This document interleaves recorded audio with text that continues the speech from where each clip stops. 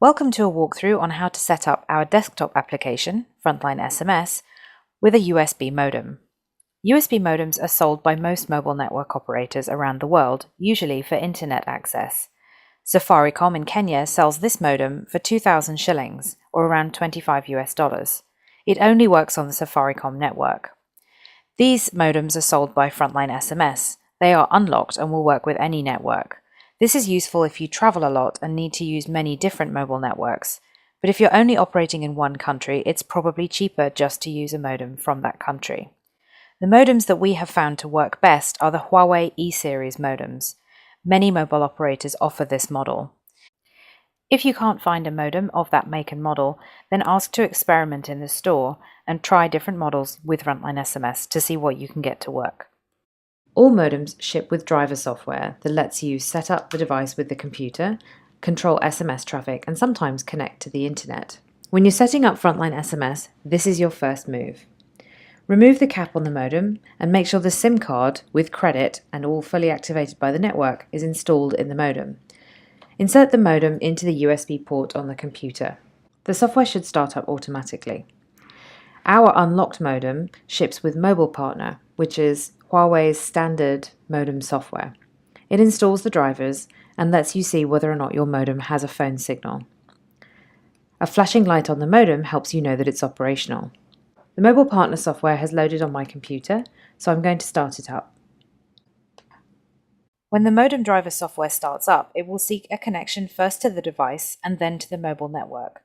As soon as it establishes a connection to the mobile network, you must shut the software down straight away. If you don't, any messages coming into the SIM card over the mobile network will appear in the modem driver software and not in FrontlineSMS. Here, you can see that I've achieved a signal, but also that I have incoming SMS messages flashing in the modem driver software at the bottom right. Shut down the software and return to FrontlineSMS. Note that you don't need to connect to the internet to use FrontlineSMS. Now go to the FrontlineSMS website and download the software. If you click on the download button on the front page, it'll take you to a page that allows you to download the Windows, Mac or Linux version, depending on the operating system that you're using. I'll download the Mac one. Installing the software should be fairly straightforward. In Mac, you open the disk image and the installer is there. Double-click and it will take you through a dialog that will install the software for you. For Windows, it will be slightly different. Follow the normal procedure for Windows or check out our help files for more specific instructions. When it's installed, start up FrontlineSMS. As FrontlineSMS is starting up, a green icon appears at the top of the screen or in the system tray to tell you that it is starting up. You need to be patient at this stage. FrontlineSMS runs in the background on your computer, but you use your default browser to operate it. It may look like a web page, but actually it's an application running on your computer and it's not using the internet. FrontlineSMS starts on the same Get Started screen. If you're using a phone or modem, you can connect to a mobile network or on the settings icon in the top right and manually enter the details of your modem. FrontlineSMS also has auto-detect functionality.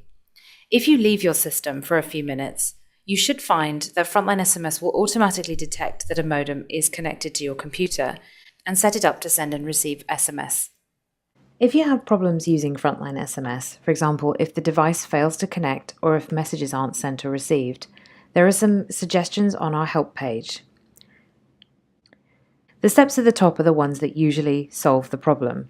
The ones at the bottom are examples of some of the troubleshooting that we've found to work in the past. When you're using FrontlineSMS with a modem, you're essentially hacking a piece of hardware to work with a piece of software that it wasn't designed to use. So don't be surprised if some experimentation is required.